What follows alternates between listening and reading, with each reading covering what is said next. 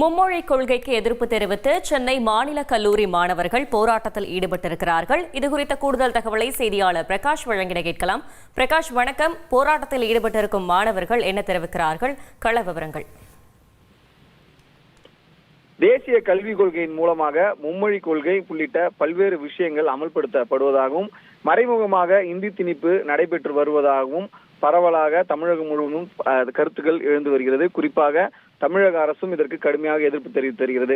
இந்த சூழ்நிலையில மீண்டும் ஒரு மொழிப்போர் உருவாகும் சூழல் ஏற்பட வேண்டாம் என திமுக அரசு உள்ளிட்ட பல்வேறு எதிர்க்கட்சிகளும் தெரிவித்து வரும் சூழ்நிலையில மாநில கல்லூரி சென்னை காமராஜர் சாலை இருக்கக்கூடிய மாநில கல்லூரி மாணவர்கள் போராட்டத்தில் ஈடுபட்டு வருகின்றனர்.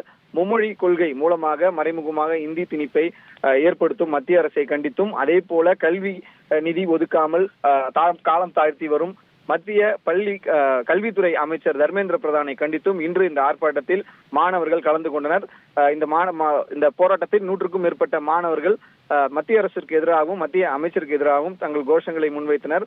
உடனடியாக இந்த மும்மொழி கொள்கை விவகாரத்தை கைவிடவில்லை என்றால் தமிழகம் முழுவதும் மாணவர்கள் மீண்டும் ஒரு மொழிப்போரில் ஈடுபடுவதற்கு ஆயத்தமாகி வருவதாகவும் போராட்டங்களை தீவிரப்படுத்த தயாராகி வருவதாகவும் தெரிவித்திருக்கிறார்கள். தகவல்களுக்கு நன்றி பிரகாஷ்.